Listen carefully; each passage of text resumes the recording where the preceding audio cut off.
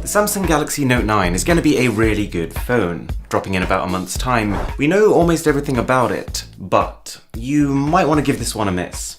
With the teaser image for the Note 9 event being a close-up of the S Pen, it's safe to assume that this will be one of Samsung's key focuses. It looks like we're going to have even more internal sensors, and therefore even more potentially complex interactions with the display. But also one new selling, well, point. New reports are saying that it may well have a built-in Bluetooth chip, which could make it a natural remote control for your phone. You could use the button on the S Pen to change slides on a presentation, click a photo from a distance, or maybe even control your music, if you wanted to do that. Not to mention, the Note 9 is going to be everything the Galaxy Note 8 was, but more. We should be getting a 6.38-inch display, up from 6.32, and marginally slimmer bezels. This image is supposedly the front glass from the Note 9, and see how these sensors have less space around them. And you'll also be getting the latest chip, not to mention all the other things you love about Samsung's flagships: wireless charging, microSD card slots, headphone jack, and of course water resistance. We have also seen enough leaks from a variety of different sources to be almost certain what the phone looks like. And whilst it's not something I instantly fell in love with, it looks refined. The rear is a combination of the Note 8's horizontal camera setup and the S9's vertical fingerprint scanner placement.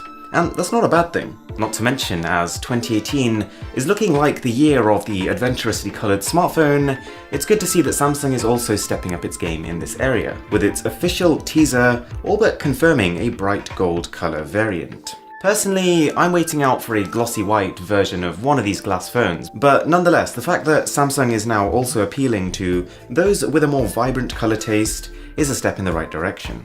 Now, Ice Universe, who has a pretty amazing track record on Twitter, has said with a surprising amount of confidence that the battery capacity will be 4000 mAh.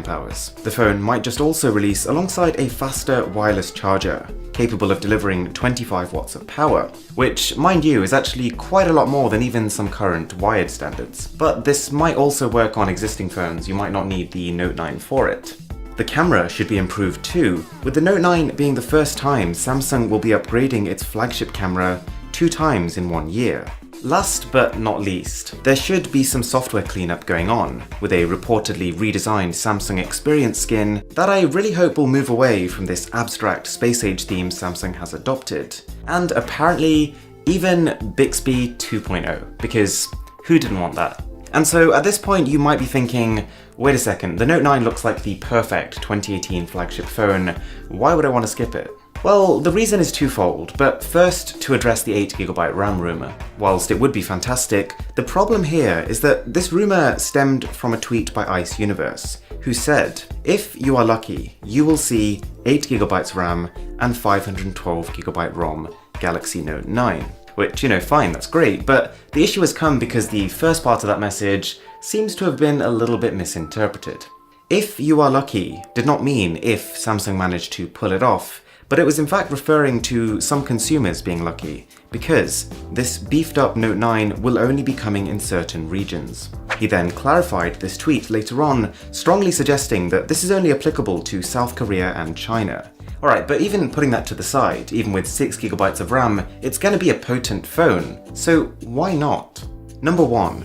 This is not a major hardware refresh. The Note 9 is a series of tweaks to an existing formula that works. Judging by the company's S9 flagship this year, it appears that even Samsung can't keep creating revolutionary new flagships each year, and that they have somewhat fallen into a TikTok cycle of releasing one big upgrade followed by one small upgrade. And in this cycle, 2018 falls into a year of incremental upgrades, and we can safely expect the Note 9 to be for the Note 8 what the S9 was for the S8. But then number 2, and more importantly, it is no secret the Galaxy Note 9 is not Samsung's priority, and an earlier release date merely gets it out the way before something far more radical arrives in 2019. So yes, we're talking about next year's flagships, the Samsung Galaxy S10 and hopefully the Samsung Galaxy X. And I have covered these devices in other videos, but the bottom line is this. Samsung wants its 2019 flagships to amaze people. They have reportedly been a long time in the making, and we've even heard claims that features which were initially planned for the Note 9, like an in-display fingerprint scanner, have actually been shifted to release with the S10, to make more of an impact at once. The Note 9 situation feels a lot like a live to fight another day kind of ordeal. It doesn't seem like Samsung is building the Note 9 to be the iPhone killer, hence why they're getting in there early before the September iPhone release. They are likely aware that an iterative upgrade like this will fall into the shadow after the new iPhones come out. But that's okay, because where Samsung will challenge Apple is with its 2019 flagships, which, if current rumours are to be believed, could be releasing as early as January. Okay, so to summarise, this video is not to say that the Note 9 is going to be a bad phone, quite the opposite. But a combination of factors, the fact that this will be an iterative upgrade, the fact that the next upgrade will be huge, and the fact that the next upgrade is coming a lot sooner than it has in the past, means that you might want to hold off. The scale of the regret, of the buyer's remorse you probably will face by buying the Note 9 is going to be more than it's been with a flagship phone in a long time. Alright guys, this video is sponsored by LastPass, and this is a service that I've recommended to you guys in the past, so when they wanted to sponsor some content, I was all for it. In keeping all of your passwords and data securely in one place, LastPass frees you from frustration. You no longer have to remember anything but one master password, and once you're logged in once, you can just use one fingerprint to fill out entire forms in one go. LastPass also has a feature called Security Challenge, which grades your current passwords with a percentage score of how secure they are. So head over to lastpass.com, link is in the description below, or check out the Android or iOS application to get started. Alright guys, thanks a lot for watching this video, I really do appreciate it. My name is Aaron, this is Mr. Who's the Boss, and I'll catch you guys next time.